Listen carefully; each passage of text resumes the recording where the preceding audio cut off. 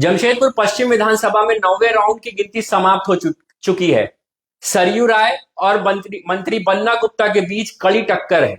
हालांकि शुरुआती गिनती के वक्त जो फासला था सरयू राय और बन्ना गुप्ता का, वो लगातार बढ़ रहा था। सरयू राय लगातार जीत की ओर अग्रसर हो रहे थे, लेकिन 9वें राउंड के बाद ये जो गैप है, जो मार्जिन था, जीत का मार्जिन, वो सरयू राय और बन्ना गुप्ता के बीच जो जीत का मार्जिन था वो अब कम हो रहा है। अगर मैं बात करूं 8वें राउंड में, तो ये गैप ऑफ मार्जिन, जो मार्जिन था सरयू राय और बन्ना गुप्ता के बीच, वो सरयू राय 26,542 वोट से 8वें राउंड के बाद जीत रहे थे।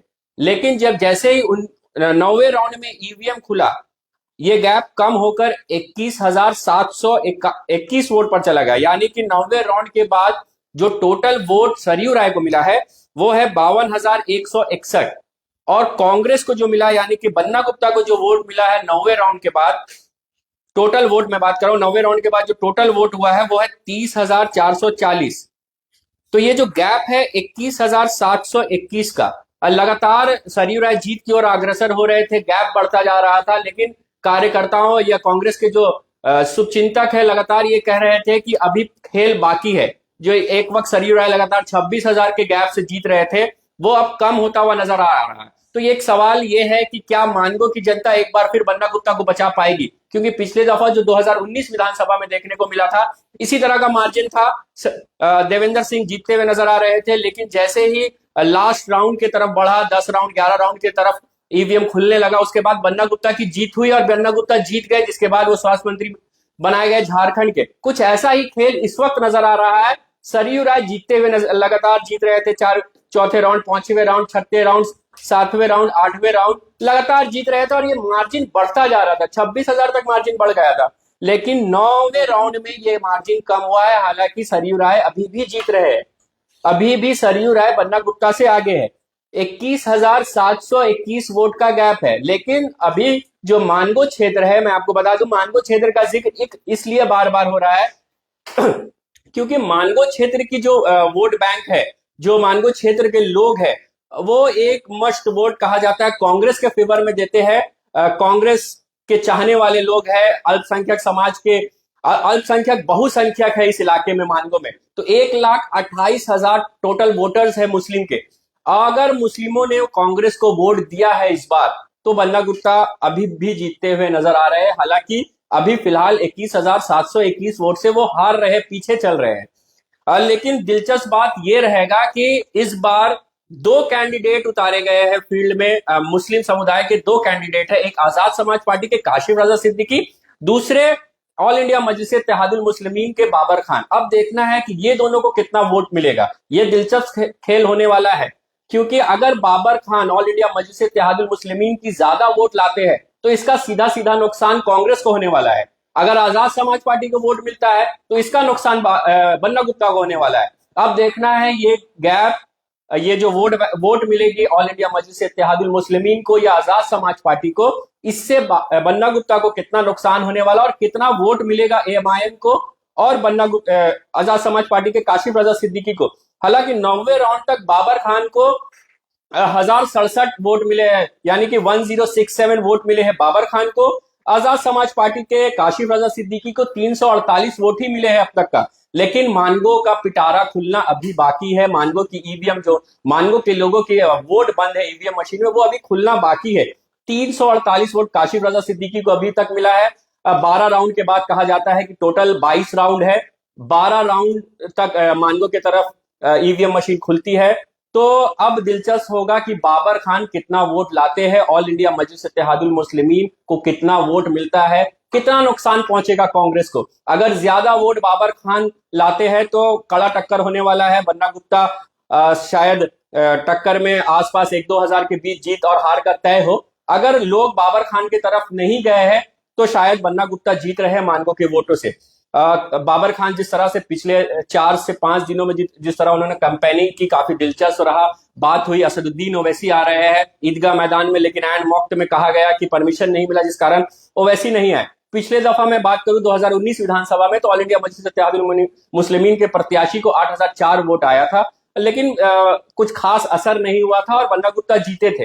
अब देखना है कि बाबर खान इस बार कितना वोट लाते हैं। हालांकि पॉलिटिकल जो स्ट्रेटेजिस्ट पॉलिटिक्स के जानकार है वो कह रहे हैं 12 से 15 हजार मानगो से बाबर खान को मिलने वाला है। अब इससे कितना नुकसान होगा ये आने वाला वक्त बताएगा, लेकिन फिलहाल यही अपडेट है जमशेदपुर पश्चिम विधानसभा से कि सुबह से जो सरयू राय की बढ़त बढ़ रही थी लगातार, 26,542 गैप हो गया था दोनों के बीच हार और जीत का, अब वो घट गया है। 9वें राउंड में 21,721 वोट ही गैप है। सरयू राय अभी भी आगे है, लेकिन अभी मानगो का ईवीएम मशीन खुलना बाकी है। लोगों की खास नजर रहती है, खासकर कांग्रेस के चाहने वाले बन्ना गुप्ता के समर्थकों की नजर रहती है पश्चिम विधानसभा क्षेत्र के मानगो के इलाके का जब ईवीएम मशीन खुलता है, ये भी 12वें राउंड के बाद शायद खुलता है। तो अब देखना है कि बन्ना गुप्ता कितने वोटों से जीतते हैं या सरयू राय इस बार जीत जाएंगे और बन्ना गुप्ता के किले को भेज देंगे। काफी दिलचस्प खेला है। एक तरफ में अगर जमशेदपुर पूर्वी विधानसभा की मैं बात करूं तो एक तरफा जीत रही है रघुवर दास की बहू पूर्णिमा साहू। 13वें राउंड में उन्हें जो वोट मिला है 69,983 और जो गैप है 30,284 का गैप है। अजय कुमार 30,284 वोट से पीछे चल रहे हैं। तो जमशेदपुर पूर्वी हमेशा से भाजपा का गढ़ रहा है, भाजपा वोटर्स है, शहरी क्षेत्र के जो लोग हैं वो कहा जाता है कि भाजपा समर्थक होते हैं, और ये कहीं ना कहीं साबित हुआ है। भाजपा 30,284 वोटों से आगे है, लेकिन कुछ लोग मतगणना से पहले कह रहे थे कि ये त्रिकोणीय मुकाबला है, यानी कि 3 लोगों के बीच का मुकाबला है जमशेदपुर पूर्वी में, क्योंकि एक जो प्रत्याशी था शिव शंकर सिंह वो भाजपा से ही अलग होकर निर्दलीय लड़े थे, और कहा जा रहा था इसका नुकसान पूर्णिमा साहू को यानी कि रघुवर दास की बहू को होगा। लेकिन ये खास कोई प्रभाव नहीं हुआ, 9,200 वोट ही मिले शिव शंकर सिंह को।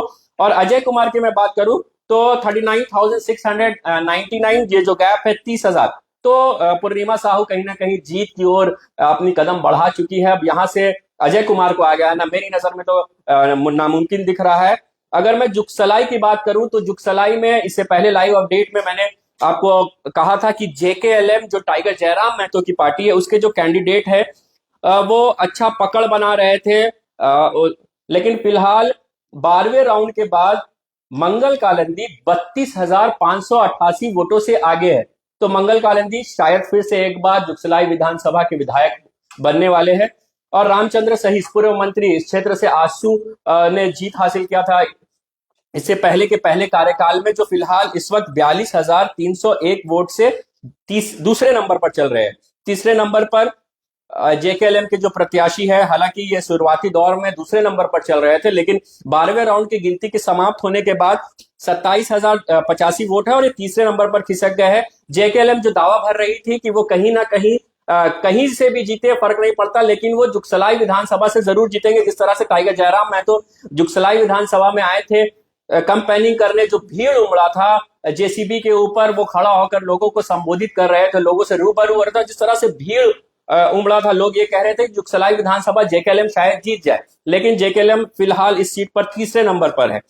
अगर मैं बात करूं सरायकेला का, तो ये खबर सामने आ रही है कि सरायकेला से ये खबर सामने आ रही है कि चंपई सोरेन जीत गए हैं। चंपई सोरेन भाजपा में शामिल हुए थे, झारखंड मुक्ति मोर्चा छोड़कर पूर्व मुख्यमंत्री मंत्री बनाए गए थे हेमंत सोरेन, जेल गए, उसके बाद उन्हें मुख्यमंत्री बनाया गया, फिर जेल से वापस आए हेमंत सोरेन, तो उन्हें मुख्यमंत्री पद से हटाया गया जिससे वो खफा नजर आ रहे थे, और फिर उन्होंने पार्टी छोड़ी और दामन थामा भाजपा का। भाजपा ने उन्हें टिकट दिया सरायकेला उनके गढ़ से, और ये खबर सामने निकल कर आ रही है कि वो जीत रहे हैं, ऑलमोस्ट जीत चुके हैं। तो पूर्व मुख्यमंत्री ने अपनी साख बचाई है, भाजपा में शामिल हुए और उसके बाद जीत हासिल की है। चंपई सोरेन, ये कंफर्म हो चुका है कि चंपई सोरेन जीत चुके हैं। बरहेट का क्या अपडेट है वो भी मैं आपको बताऊंगा। बरहेट सीट से हेमंत सोरेन खुद इलेक्शन लड़ रहे थे, झारखंड मुक्ति मोर्चा के कप्तान हेमंत सोरेन। 13वें राउंड की गिनती के बाद 58,181 वोट मिले हैं हेमंत सोरेन को। 21,861 वोट से हेमंत सोरेन आगे है। उनके प्रत्याशी जो द्वितीय नंबर पे है, दूसरे नंबर पे है भाजपा, जो 36,320 वोटों के साथ दूसरे नंबर पर है। कल्पना सोरेन का क्या हाल है वो भी मैं आपको बताऊंगा। कल्पना सोरेन कांडे सीट से चुनाव लड़ी थी। कांडे सीट से सरफराज अहमद विधायक हुआ करते झारखंड मुक्ति मोर्चा से, जिन्होंने कुर्बानी दी, सीट छोड़े राज्यसभा गए। उस सीट से कल्पना सोरेन ने उपचुनाव लड़ा उपचुनाव लड़ने के बाद कल्पना सोरेन जीती, और उसके बाद अब विधानसभा चुनाव में कल्पना सोरेन कितने वोटों से आगे है, ये मैं आपको अपडेट बता दूं कि कल्पना सोरेन एक अपडेट आया है 10वें राउंड का जमशेदपुर पश्चिम है, बड़ा अपडेट। जमशेदपुर पश्चिम सरयू राय 24,702 वोट से आगे। तो एक बड़ी खबर, 10वें राउंड के बाद सरयू राय 24,700 वोट से आगे। जो मैं कह रहा था कि गैप कहीं ना कहीं गैप कम हो रहा है, लेकिन एक बार फिर वो गैप बढ़ा है। 24,702 वोट से सरयू राय आगे, बन्ना गुप्ता 24,702 वोट से आगे पीछे चल रहे हैं। शंभुनाथ चौधरी तीसरे नंबर पर 1300 vote. Babar Khan all India Majlis Ittehadul Muslimeen के कैंडिडेट 11,023 वोट 1123 वोट से राशिद हुसैन चौथे नंबर पर चल रहे, पंकज 11,024 वोट। तो ये बड़ा अपडेट, सरयू राय 10वें राउंड के बाद 24,702 वोट से आगे चल रहे हैं। 24,702। अब देखना है, दिलचस्प खेला होने वाला है। बने रहे आजाद रिपोर्टर से, हम आपको जमशेदपुर पश्चिम विधानसभा के हर एक अपडेट आपको देते रहेंगे। और फिलहाल झारखंड में क्या हालात है, किसकी सरकार बनेगी, इसका भी एक अपडेट मैं दे दूं। इंडिया गठबंधन 55 सीटों पर आगे है, एनडीए 25 सीटों पर आगे। एनडीए भाजपा समर्पित एनडीए जो पूरा चुनाव उन्होंने इस स्ट्रैटेजी पे लड़ा कि झारखंड में घुसपैठी हो रहे हैं, बांग्लादेश से घुसपैठी आ रहे हैं। कहीं एक विशेष समुदाय को टारगेट किया था भाजपा ने, मुस्लिम हिंदू वोटर्स को लुभाने की कोशिश की थी। उनका जो वोट बैंक है, वोट बैंक बांग्लादेशी घुसपैठी का मुद्दा उठा रहे थे, डेमोग्राफिक चेंज की बात कर रहे थे। कहीं ना कहीं नकारा है झारखंड के लोगों ने भारतीय जनता पार्टी को। महज 25 सीट में अभी आगे है एनडीए अलायंस, जिसकी मेन पार्टी है भाजपा का पूरा वोट इलेक्शन कैंपेनिंग इस बात पे टिका था, जिस तरह से हिमंता बिस्वा टारगेट कर रहे थे एक विशेष समुदाय को, कह रहे थे कि बांग्लादेशी घुसपैठ लगातार हो रहा है, अगर हम जीतेंगे तो इनको भगाएंगे। यहां तक का स्टेटमेंट दे दिया था हिमंता बिस्वा ने 24 तारीख को, जब वो नॉमिनेशन में जमशेदपुर आए थे, कि देश के हर एक कोने से बाबर को निकालकर फेंकेंगे, उन्हें लात मारेंगे। तो इसका जवाब पब्लिक ने कहीं ना कहीं दिया है उन्हें। और इस वक्त एनडीए पिछड़ रही है झारखंड में, इस वक्त सरकार नहीं बनती हुई नजर आ रही है एनडीए की। इंडिया 55 सीटों पर आगे, एनडीए 25 सीटों पर आगे। तो हिमंता बिस्वा को पब्लिक ने, झारखंडियों ने नकारा है। अब बाबूलाल मरांडी एक बड़ा चेहरा जीत गए हैं, यह भी खबर पुष्टि हो गई है कि बाबूलाल मरांडी, भाजपा से बाबूलाल मरांडी जीत गए। इंडिया मैं अपडेट कर दूं थोड़ा कि जो 55 सीट में आगे चल रही थी, वो सीट बढ़कर अब 57 सीट हो गए इंडिया गठबंधन की। जेएमएम को इसमें 29 सीट मिली है, कांग्रेस 13 और राजद 5 सीटों पर आगे है। तो जमशेदपुर पश्चिम से यही अपडेट है कि सरयू राय 24,702 वोटों से आगे चल रहे हैं। जमशेदपुर पूर्वी विधानसभा से अजय कुमार हारते हुए नजर आ रहे हैं। एक गढ़ कहा जाता है जमशेदपुर पूर्वी को भाजपा का, कि वो शहरी क्षेत्र के वोट अक्सर भाजपा के खाते में जाता है। चाहे वो लोकसभा की मैं बात करूं, क्योंकि शहर के जो वोटर्स होते हैं वो भाजपा को ही वोट करते हैं। अब बात मैं करूं जमशेदपुर पश्चिम की एक बार, तो जिस तरह से लोग कह रहे थे कि 5 साल लगातार बन्ना गुप्ता ने मेजॉरिटी वोटर्स को लुभाने की कोशिश की है, उनके वोट को पाने की कोशिश की है, लेकिन कम वोट मिले हैं। बहुसंख्यक की जो हिंदूज मेजॉरिटी है, उनके वोट कम मिले हैं। राष्ट्रीय जनता दल लीडिंग कैंडिडेट है देवघर से, 75,238 वोट मिला है, और 28,933 वोटों से देवघर से आरजेडी जो इंडिया अलायंस के हिस्सेदार है सुरेश पासवान, वो जीत रहे हैं। गोड्डा से संजय प्रसाद यादव, कोडरमा से सुभाष प्रसाद यादव, विश्रामपुर से नरेश प्रसाद सिंह, हुसैनाबाद से संजय कुमार सिंह। जामताड़ा का क्या हाल है वो भी मैं आपको बताऊंगा। जामताड़ा से सीता सोरेन, हेमंत सोरेन की भाभी, शिबू सोरेन की बहू, जेएमएम से अलग होकर भाजपा में गई सीता सोरेन, इरफान अंसारी के खिलाफ चुनाव लड़ी थी, काफी हॉट सीट माना जा रहा था। इसका क्या अपडेट है मैं आपको बता दूं। इरफान अंसारी 42,375 वोट से आगे है, और सीता मुर्मू सोरेन जो झारखंड मुक्ति मोर्चा के घराने की बहू है, हेमंत सोरेन की भाभी है, दुर्गा सोरेन की धर्मपत्नी है, वो 42,375 वोट से हार रही है।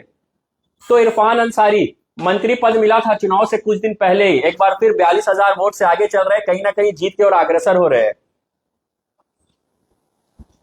अपडेट, जो लेटेस्ट अपडेट टीम के द्वारा मुझे दी गई है, 35 सीटों पर इंडिया अलायंस आगे चल रही है और 22 सीटों पर जीत दर्ज हो चुकी है। यानी कि 22 सीट कंफर्म हो चुका है कि इंडिया गठबंधन, झारखंड मुक्ति मोर्चा, कांग्रेस, राजद, माले, ये जो 4 पार्टियों का जो महागठबंधन बना था, ये इन्होंने 22 सीटों पर जीत दर्ज कर ली है, 35 सीटों पर आगे चल रहे हैं। अगर भाजपा समर्थित एनडीए की मैं बात करूं तो 14 सीटों पर एनडीए आगे है और 9 सीटों पर इनका जीत कंफर्म हो गया है। 41 वो जादुई आंकड़ा है जिसे हासिल करने के बाद हेमंत सोरेन फिर से एक बार सरकार बनाएंगे, मुख्यमंत्री बनेंगे। तो अपडेट्स के लिए इसी तरह आजाद रिपोर्टर के साथ बने रहे। हम आपको पल पल की रिपोर्ट अपने इंस्टाग्राम हैंडल आजाद रिपोर्टर जमशेदपुर, फेसबुक हैंडल आजाद रिपोर्टर जमशेदपुर पर अपडेट कर रहे हैं। हमारी टीम लगातार सुबह से लगी हुई है, हमारे संवाददाता मतगणना स्थल पर भी मौजूद है। तमाम अपडेट्स के लिए क्या होगा जमशेदपुर पश्चिम में, हाँ ये तो साफ होता हुआ नजर आ रहा है कि झारखंड मुक्ति मोर्चा समर्पित कांग्रेस महागठबंधन राजद जिसमें है वो सरकार बनाती हुई फिलहाल नजर आ रही है। हालांकि अभी तक ये क्लियर नहीं हुआ क्योंकि 22 सीटों पर कंफर्म है, 35 सीट पर आगे चल रही। लेकिन जमशेदपुर पश्चिम में क्या होने वाला है दिलचस्प रहेगा देखना। लोग कह रहे हैं कि मानगो क्षेत्र के का पिटारा जब खुलेगा, जब ईवीएम मशीन खुलेगी तो बन्ना गुप्ता जीतेंगे। लेकिन मेरे नजर में एक बात जो ध्यान में रखना चाहिए कि ऑल इंडिया मजलिस-ए-इत्तेहादुल मुस्लिमीन के बाबर खान ने बड़े दमखम के साथ इलेक्शन लड़ा है। अगर 15,000 वोट वो ला लेते हैं तो मुश्किल खड़ी होने वाली है बन्ना गुप्ता के लिए। अब देखना दिलचस्प रहेगा कि क्या सरयू राय जीतेंगे या बन्ना गुप्ता फिर से एक बार विधायक बनेंगे जमशेदपुर पश्चिम विधानसभा से। बने रहे आजाद रिपोर्टर जमशेदपुर के साथ। बहुत बहुत शुक्रिया।